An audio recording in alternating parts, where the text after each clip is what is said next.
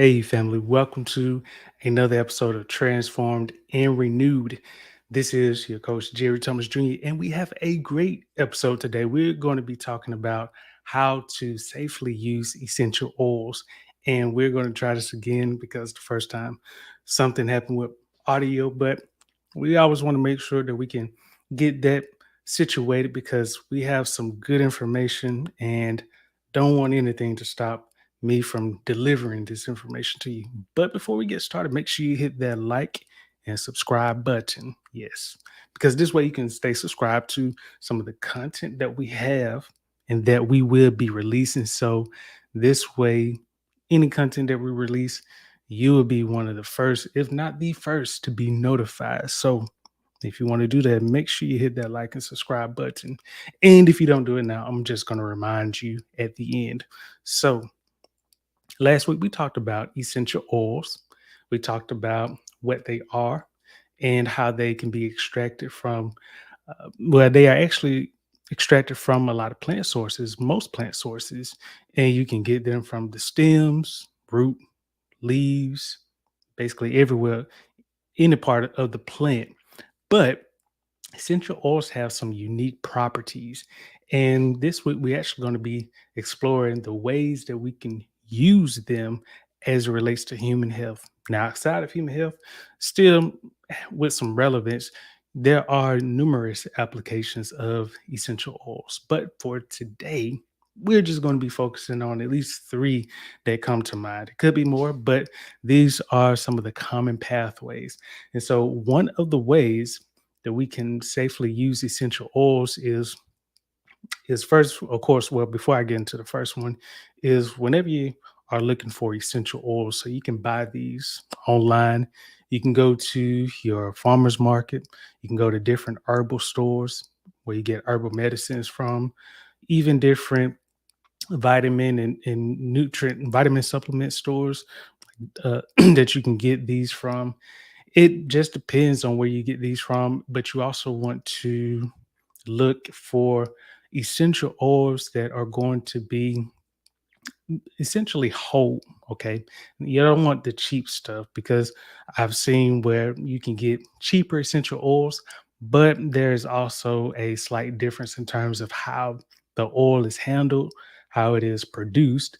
And so you don't want any type of adulteration to the product. And adulteration is basically when there is one or more alternative ingredients that is in a product not whole itself. So an example of this would be black pepper.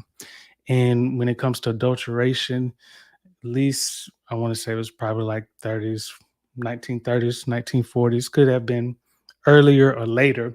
But when you when there was, I guess, you had black pepper that was being shipped or exported, you had this notion of adulteration occurring where you had different suppliers who would basically add dirt or any other type of foreign matter to the black pepper that would make it seem like it is black pepper, and it wasn't. And adulteration still goes on today. How do I know that? Because I have experienced it, people, with actual products and really investigating that, hey, this is foreign material. And so when it comes to adulteration, it is a lot realer than a lot of people give credit to it, or at least know about it. And so adulteration can happen in your essential oils. And so, one of the things I will say is you want to make sure that you're choosing quality essential oils, looking at the brand, researching the brand or the supplier's practices, how they actually uh, basically formulate, manufacture the oils, and basically some of their practices, which can kind of help you to better get an understanding of, hey, if I purchase these oils from this supplier, let me see what other products they have. Perhaps that could help me to narrow down my search in terms of where should I get essential oils as well as quality oils. And so let's dive into the first one. So, one of the ways that we can actually use essential oils safely for human health is by consuming them. And when we think about essential oils, they can vary anywhere from orange oil. So when you think about the orange peel, the the oil from the peel, you have avocado oil, you have thyme oil, you have cinnamon oil. And so when we think about cinnamon oil, we can basically, with cinnamon oil, we can take the spices and we can place those, or we can basically extract that using a carrier oil. And a carrier oil is basically going to be anything such as almond oil, grapeseed oil, olive oil that you can immerse a spice in or herb in, and you're basically getting the nutrients or the benefits from that herb or spice. Now, some like I named orange oil, the oil is already itself is it basically exists in the orange peel. But when we think about cinnamon, we have to basically use that in terms of a carrier in order for it to become more of an oil. Same thing for turmeric oil, because you can make turmeric oil. You use turmeric in a carrier, and then you can basically use it for any number of applications. But when we think about consuming this, consuming these oils, this is actually going to provide some wonderful properties. And so when we think about what can essential oils do, well, as a recap from last week, they can help with inflammation, they can help with cognitive behavior, even decreasing the onset or even mitigating altogether Alzheimer's, dementia, also helping with your mood, helping you to sleep better. So you're not feeling as tired or restless even when you wake up. But this can also help you to get quality sleep. They can even help, when it comes to inflammation and digestion. So sometimes you may have issues with when you swallow food, it's hard for you to keep it down, or you just your stomach starts to hurt very badly. And sometimes it can get quite upset. And so when we think about, hmm, should I take some Pepto Bismol? Should I take some other over the counter medicine? A lot of times you can use essential oils because, again, these are wholly derived from the plants. And we know that they are not. Uh, they're not added, or they have added synthetic chemicals to them. So it also kind of depends on what type of risk you want to deal with. And I'm not saying that essential oils themselves are completely risk free, because one of the things that I'll talk about shortly is when you have essential oils, some of them, depending on how you purchase the oils, can come concentrated or 100% pure, which means that they are undiluted. And so that means that the oil is quite potent.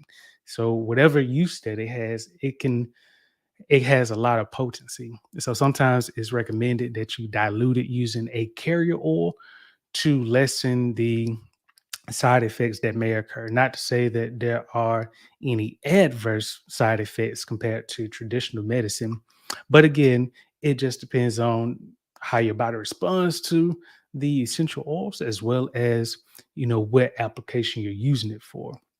So those are some ways that you can actually use essential oils as it relates to consuming it. Another way is by applying the essential oils on your skin. And I actually have a prop with me. So as you can see right here, we have a lavender roll on, and I actually received this from a item I had purchased, I want to say earlier last year. And this was actually amazing. It is basically in this tube, it is basically pre-diluted, and so it's roughly about 1 mil of lavender oil and 9 mil, whether it's water or another carrier oil.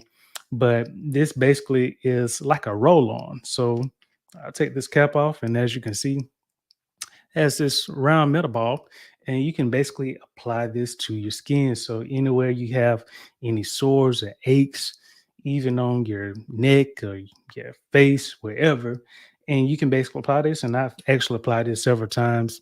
As you can see, it's quite oily, and that's kind of where I've had some slight inflammation on my hand. But I'll usually apply this. It smells wonderful. I'm telling you, pre-diluted, and I can imagine how it would smell if it was just fully concentrated, which I like fully concentrated. I'm that type of person where Give me everything. Give me 100%. I need that. But this is actually one smells good. But you can get these roll on. Yes, this is changing the game. People don't sleep on this. And again, I apply this on my hand.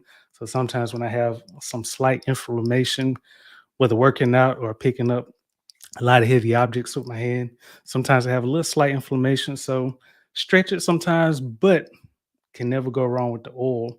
And another benefit is with something like this is once you apply it on, you can also use what is known as the hot towel or hot rag method. And so that is basically taking a warm towel, whether you decide to boil some water and put a towel in the water, you basically uh, drain the water off of the towel and then you apply it to the area that is affected with the oil on, because that way it helps the oil to further get into the bloodstream a lot quicker versus putting it on this way. So some oils, even though once you apply it, you may notice that it may have that surface where you can see it essentially glistening, but sometimes it could take a while before it penetrates the outer layer of your skin and go into your bloodstream. And so techniques such as using a hot rag can actually help the oil to I guess go into your bloodstream a lot quicker. So again, this is one of the I would say this is one of the tools I use, tools in my toolbox, especially when there is uh, aches, pains, or even just when I need to smell some oil. And and again, this is a great way when it comes to applying on your skin, because some essential oils have wonderful benefits with inflammation. So earlier I talked about inflammation, which can also occur inside or internally, but even though inflammation, let's say it's in your hand, can occur internally, you can also apply the essential oils on the skin, on the affected area, and it can also help with the inflammation. When we think about camphor, or camphin, the product known as camphor phenique. You can use that product, which can help with aches and other uses. And we saw that from the research article that I shared last week, some of the properties that that has. And if you didn't, make sure you check out last week's episode. I shared a research article that basically included a table full of essential oils. And it also has the link that I attached. So make sure you check that out. So again, this is one of the other ways that you can apply the essential oils on your skin. And not only you can apply the essential oils directly, but you can actually use the essential oils, for creams, for lotions, different uses you can make out of them. And with the creams, you can apply them to your body. I'm telling you, you do not want to sleep on that. And so the last way that we can apply the essential oils is by inhalation. So first we talked about you can consume the essential oils and then you can actually apply them on your skin. And so this other way is by inhaling the essential oils. And so here I actually have one of the, I want to say first 100% pure essential oils that I purchased. And I think I got this from a local store here, but this is frankincense. So I want to push this up. I'm not sure if you can see it. So this is 100% pure frankincense, and it's wonderful. It smells wonderful, and every time I open it up, it is wonderful. And sometimes, again, you can just open the bottle and you can smell the essential oils. And sometimes, depending on what type of oil, scent, or aroma you like to smell, if you like to smell something that is sweet, something that is earthy, something that is fruity, something that is bitter but also has a savory note to it, then these are going to be wonderful. And sometimes you can just smell it directly from the bottle. And what I usually like to do is I just like to just whisk it back and forth, and that way I'm also agitating the oil in the bottle, and it's also helping to help bring more of that airflow out. So I don't necessarily have to put this all the way up to my nose, but I'm able to just get a whiff of it. And this is wonderful because, again, when you inhale the essential oils, it can do a lot in your in your body. And this was another type of essential oils that I have. So while this is 100% frankincense pure essential oil, this is actually a blend. And so each of these essential oils have blends of other oils. So we take this one, which is called the Sweet Dreams. Yeah. So this one actually has a mixture of orange peel oil, fruit oil, let's see, seed oil, let's say rose flower oil, coriander, juniper. And so this one has multiple oils. And again, I received this from a purchase that I made about a year ago, and these oils actually came, and I looked at it and I was like, man, this was timely because I hadn't really built up my essential oil collection, and these actually help me to further build onto that collection. And so another way that I like to inhale, and I'll actually talk about one of the benefits, but as you can see here, you see this mist coming up, and that is because this is an oil diffuser, and you can get these basically anywhere. You can get them from Amazon, from Walmart, basically anywhere where they sell it. And I will say this is nothing related to ancestral or any type of that. This is just essential oil, just helping the body, but nothing trying to, you know, trying to basically um, I guess, pull up any spirits. We're not about that. Only spirit that we are trying to worship is the Holy Spirit. Okay. So I just want to make that clear. This smoke that you see, that ain't nothing where we're trying to do any type of chant. Okay. So this is just the mist water and the oil. Okay. So that's all. So I usually like to put this on sometimes in the evening. And this also, so I'm gonna say a couple of things and then we're gonna wrap it up. But one of the things I would say about this, because I've been using it for a while, and I'm actually gonna push this to the side so it's not in the way. So again, this is nothing related to any hookahs, anything like that. This is straight water. Okay. So if you take this off, it basically has water in the reservoir. And then we add a couple of drops of essential oils. Okay. So stuff that you can actually eat or even smell, but it's nothing that is 18 years or older type stuff that you need to buy. So when we think about these essential oils, they can do a lot. And one thing when it comes to inhalation is, again, we talked about how it can affect your cognitive behavior and improve your sleep. And so sometimes just placing this in your bedroom or even in your living room when you get home or when you're just spending time just sitting down, and this oil can actually help you to get it provides a good aroma, but it also has notes, different chemicals, compounds that are released, and as you inhale that, that can get into, of course, your bloodstream, number one, getting into your lungs. And so a lot of times we don't think our lungs, we use those a lot. And so we often don't think about how are we taking care of our lungs. Well, when you have essential oils, the compounds can actually get into your lungs and help your lungs to filter out any environmental toxins that may have been detrimental. And a lot of times we may not have issues with this, especially if we are not in an area that is heavily polluted.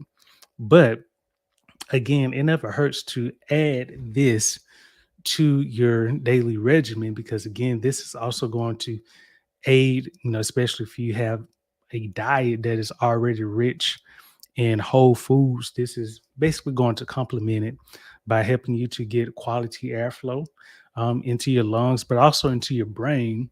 So that way, if you're dealing with depression, anxiety, depending on the oils that you have, and I will say, looking across the board, lavender has showed up across the spectrum when it comes to treating multiple areas, from improving sleep quality to enhancing your cognitive behavior, your memory problems. or improving your memory, I should say, also aiding with inflammation, digestion. And there are also other ones such as eucalyptus, turmeric. We have orange peel oil, thyme oil, clove oil.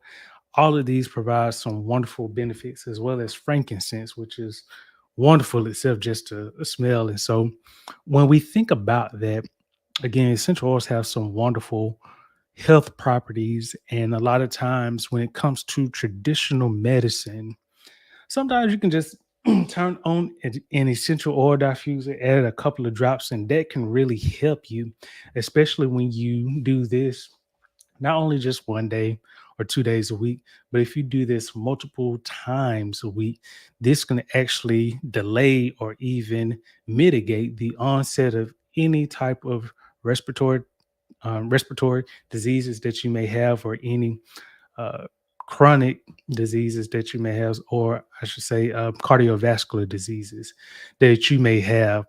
And so, again, when it comes down to essential oils, it is a matter of course, choosing quality oils, because you want to make sure that you don't just get any type of oil. You want to get the good stuff. You want to get quality.